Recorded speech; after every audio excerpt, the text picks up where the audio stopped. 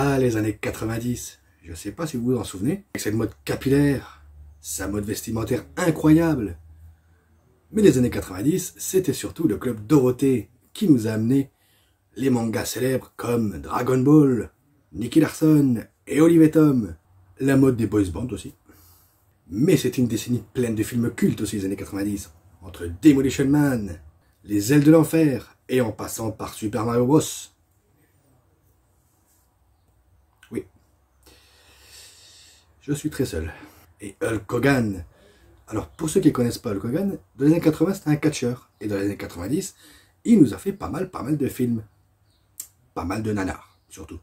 Et le film du jour fait pas exception. Bonjour, vous l'aurez compris, aujourd'hui on regarde Le Trésor de Mackenzie.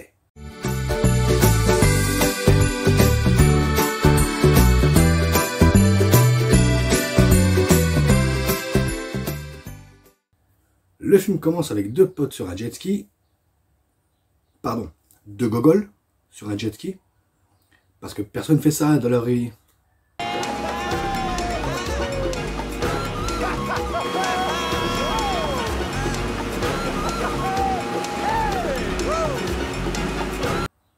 C'est comme si moi je me mettais à hurler comme ça tout d'un coup. Hey! Ils en profitent pour s'amuser avec une super tortue. Non, c'est pas une tortue ninja. Mais Hulk arrive. Il en met deux patates dans un montage de nanar. Hein?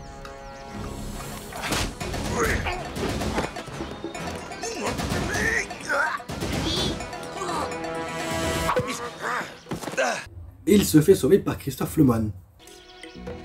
Notre cher écolo n'a pas changé. Toujours. Oui, c'est Christophe Lemoine qui double le pote de Jim dans le film. Et parce que Hulk Hogan s'appelle Jim dans le film.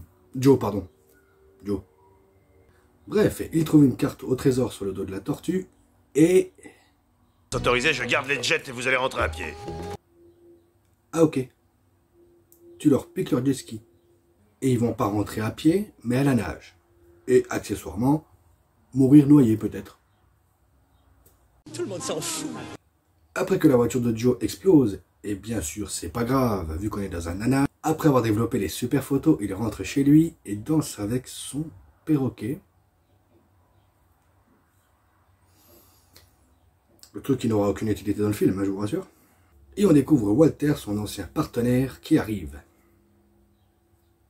Oui, parce qu'en fait, Joe était un ancien des services spéciaux. Truc qui n'aura non plus aucune utilité. Walter explique le scénario. Non, ils volent le trésor. Trésor? Mais quel trésor? Celui que McKinsey a caché sur l'île. Excuse-moi, c'est Alonso qui l'a fait sauter. Alonso? Alonso Richter? Le gang Alonso Richter, ma dernière affaire? Oui, c'est bon, on a compris. Donc Alonso qui veut récupérer le trésor de Mackenzie aussi. Donc là, à partir de là, Walter ne va servir que de running gag pour le film. Ou du genre, il va tout savoir sur tout le monde à l'avance, il va être là tout le temps à l'avance, ce qui va ridiculiser notre héros du film. Et on découvre le méchant. Est-ce que tu m'apportes de bonnes nouvelles? Pardon, la méchante. Oui, Alonso est une femme. On retrouve Joe qui va acheter des graines à manger pour son piaf, et comme par hasard, il va tomber sur la jolie blonde du film. Alors, je vous rappelle qu'on est dans un nanar des années 90. Donc, tout ce qui se passe, ben, ça arrive comme ça, comme petit cheveu sur la soupe. Christophe Lemoine se fait kidnapper, et quand Joe comprend enfin que son ami s'est fait kidnapper, il aura une seule chose en tête, le récupérer. Et oui, il y a plein de scènes de blabla dans ce film. Alors je pense que c'est pour augmenter la durée du film, parce que le bousin il fait que 1h25. Donc en 1h25, on n'a pas trop le temps. Donc il y a beaucoup de blabla. Sinon il n'y aurait que les pauvres scènes d'action qu'il y a. Et ça ferait même pas 5 minutes. Allez, en route enfin vers le trésor. Et comme par hasard, la jolie blonde veut chercher aussi le trésor avec eux. Vous le sentez venir? Après une longue, très longue balade en bateau, et après une longue balade en forêt, ils se font capturer par le sbire d'Alonso. est-ce que je peux savoir comment vous vous appelez? Samson. Si je sais que tu m'aimes, la vie que tu aimes au fond de moi. Allez, ne dites pas que vous n'avez pas pensé à ça. Ils arrivent enfin devant Alonso, qui doit sûrement avoir Parkinson. Parce que personne, franchement, ne va bouger comme ça en parlant. C'est agaçant, et puis c'est pas sympa d'enfermer ce jeune garçon là-dedans pour cette chaleur. Quoi? Billy est dans la caisse? Attends. Ah, voilà Billy. Billy, voilà, c'est ça son nom, Billy. Oh, on s'en fout. Bref, Alonso réexplique encore une fois le scénario.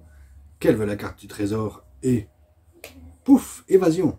Bref, ils prennent un bateau, mais Billy tombe à l'eau. Et on a droit à une course-poursuite où ils tournent en rond dans un lac. Avec une musique...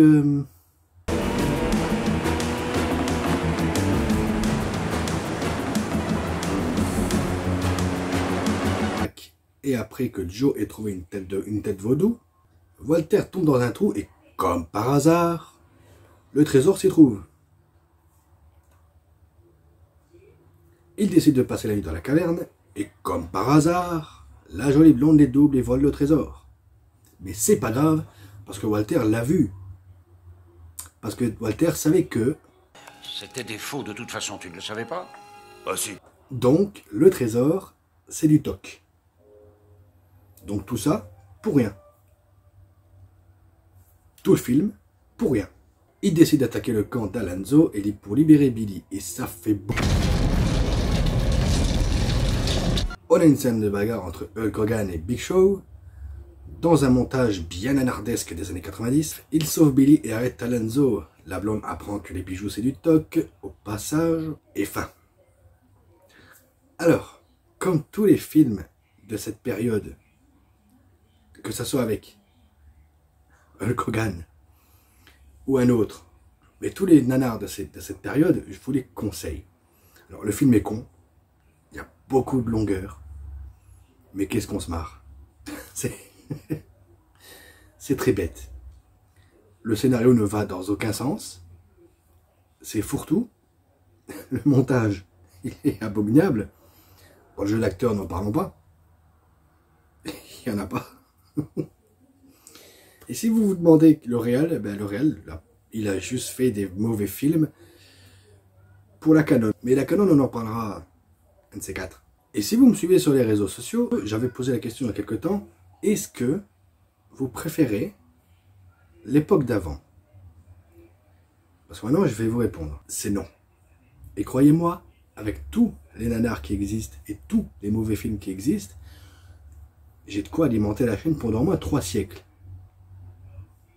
Donc vous allez voir pendant 3 siècles. Non, c'était pas mieux avant, c'était juste votre enfance, mon enfance, la nostalgie qui rentre beaucoup en compte. Parce que croyez-moi, des mauvais films, des mauvais jeux, il y en a toujours eu. Que ce soit les années 70, 80, 90, 2000, il y en a toujours eu. C'est juste qu'on a tous une façon de lire un film, de comprendre un film et d'aimer un film. Donc on a tous une façon à nous d'aimer le cinéma. Et ça, c'est beau.